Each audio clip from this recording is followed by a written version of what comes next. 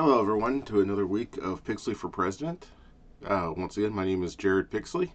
I'm running for president for the 2028 election, so just 3 years away, 2.5 years away. So I know a lot of people have subscribed to my channel this past week, so I'd like to say thank you to everyone. Welcome to my channel. I hope you continue to follow me and watch my videos. In the description box is links to my social media, to my website, to my book on Amazon, Pixley for President.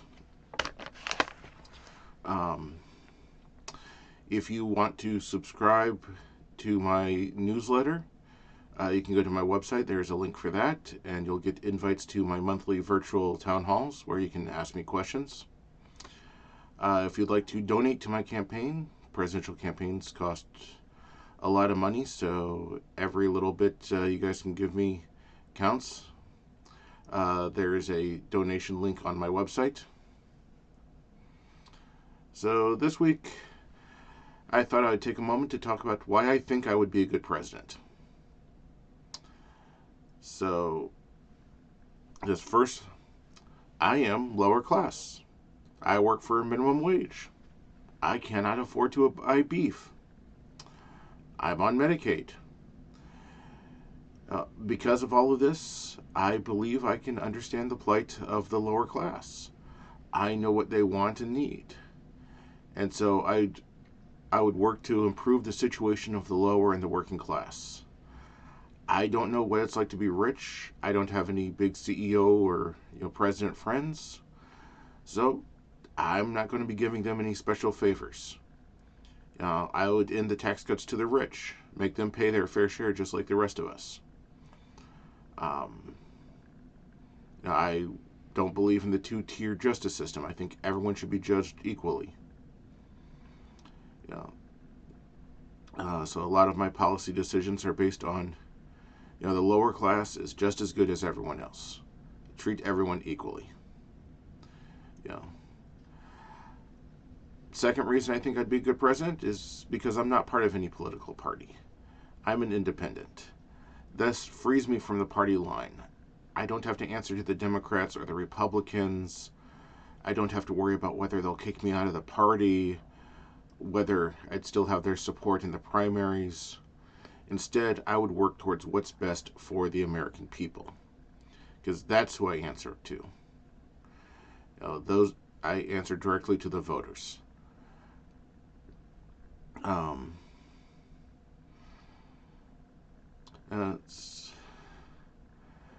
As part of that, I'd like to reflect on policy that both Obama and Biden have done, which I would continue, which is actually reading letters from ordinary people every day to better understand the problems that people are going through across the country.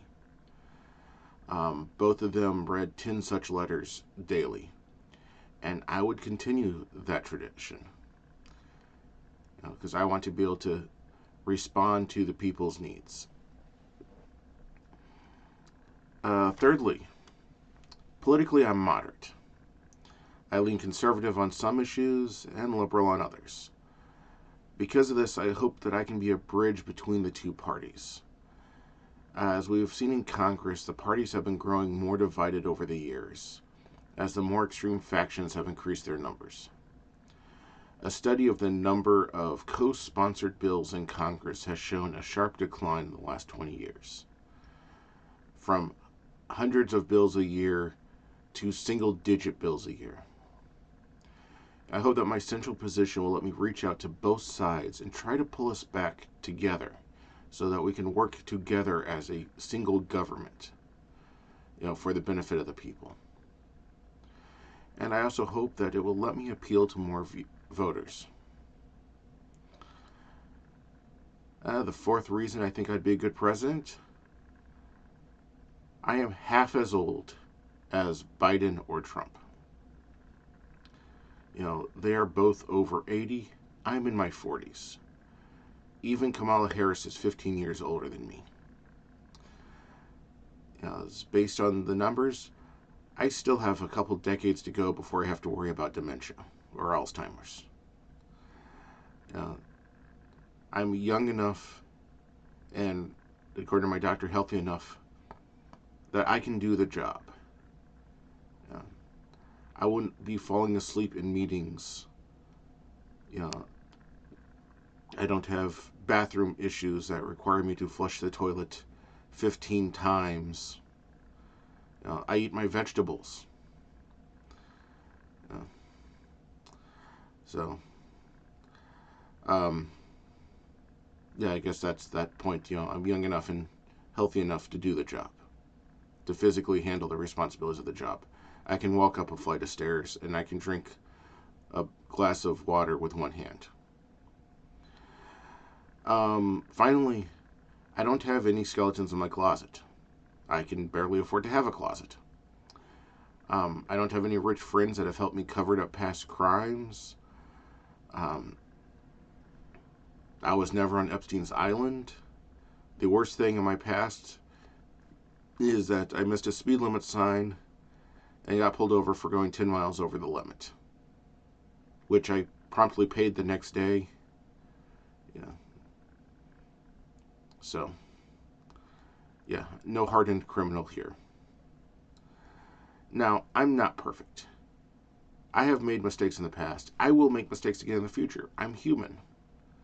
But I can promise to do my best for the American people. Now, having said all that, let me give you a little bit more about my beliefs and campaign platform. I do not know everything. In fact, I'm an expert on nothing, except for maybe comic books. No, probably not even comic books. There's still a lot I don't know about those. But I do know the value of having competent people around me. The current administration is filled with yes men and bootlickers. How many high-ranking officials were talking heads from the news or YouTube channels? Pete Hegseth was from Fox News. Kash Patel had his own YouTube channel. The former deputy director of the FBI had his own YouTube channel. They were both political commentators. My staff and I have discussed my requirements for cabinet positions and other officials. I want people that have experience in the field and experience running a large organization. For instance, one of my first cabinet picks was for the Director of Defense. I want retired General Charles Brown Jr. He was an Air Force general that was appointed by Trump to the Joint Chiefs and then promoted by Biden to be chairman of the Joint Chiefs. He knows the military. He has combat and peacetime experience. I think he would be qualified to run the Department of Defense. Now, in my book, Pixley for President, I talk more about specific cabinet positions, what I'm looking for in a candidate, and who I want to fill them. I also will probably have, or maybe already uploaded, a video just on my cabinet picks as well. So either check my listing or just keep an eye out for it. Don't know which one's going up first. As president, there are over 4,000 positions that I will have to nominate. 1,300 of them have to be confirmed by the Senate. While it'd be easy just to appoint my friends and biggest campaign donors, I know that won't help me out in the long run. Another position I put a lot of thought in is the Chief of Staff. I want someone with White House experience, someone who knows what it takes on the inside. Because I'm an outsider. My top choice for that is Natalie Quinn, Biden's former Deputy Chief of Staff. She has worked in the White House. She has dealt with the goings-on inside that and inside D.C. She has other D.C. experience. She has connections. I think she could do the job. Now let's take a look at my campaign platform. In my book, I talk about a lot of different things, including foreign policy, domestic policy, the budget, the environment. But I've boiled my platform down to 3 key points. First, education. Multiple international studies have rated our education system low. One study that they do every few years has put the average reading level in the U.S.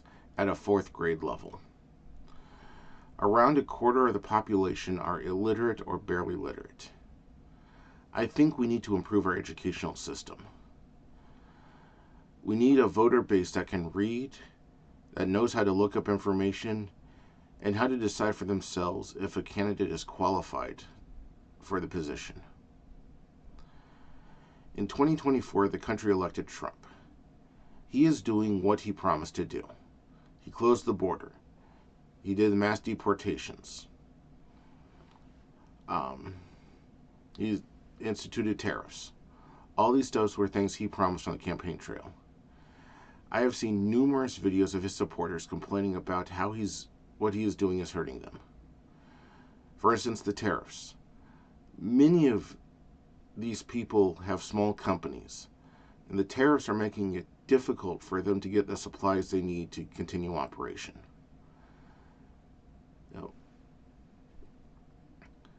Do they not realize that putting taxes on goods that they import would make things more expensive? I don't know what these people's educational backgrounds are, but I'd like to believe that perhaps if they understood what tariffs are better, they would know how bad it would hurt. And that's why I believe that we need to better educate the American people. The second part of my platform is to tax the rich. As I've said before, I would end Trump's tax cuts for the 1%. Now, I'm not sold on the wealth tax. I've seen the results of it now I can't remember what state it was that actually instituted it, and all the extra revenue that brought in, and how many millionaires did not flee the state. But I've seen the arguments for them. Some of the arguments are rather sound, but I'm not sold. But I would make the rich pay their fair share. The Congressional Budget Office estimates that it would give us an extra $400 billion a year in tax revenue. That would go a little ways towards balancing the budget. Now, I have 2 videos already out about the budget, about taxes, and how I would want to spend the money. You can watch those to learn more. The third part of my platform is healthcare for all. I think healthcare should be a human right. Why can't the United States do what most of Europe and Canada does? Now, it will be expensive. I've estimated as best I could how much it would cost the budget. I'm not entirely sure how to fully fund it, but it is something that I am working on. And I think it's something that the American people deserve. I think we should make our taxes actually benefit the people, not just the rich. Now, the Affordable Health Care Act was a good first step. I propose that we do another. Perhaps we expand coverage bit by bit until we get every American covered. Say, let's raise the cap for Medicare by $5,000. And put another million or however many people on medical insurance. And just do that. I've reached out to physicians for national health care with some questions to see what ideas they have, and I'm waiting for them to get back to me. But there you have it. Those are 5 reasons why I think I would be a good president, and the 3 main parts of my platform. I hope that helps everyone better understand who I am, what my goals are. As I said in the beginning, check the description box for all of my links, my website, my book, my social medias.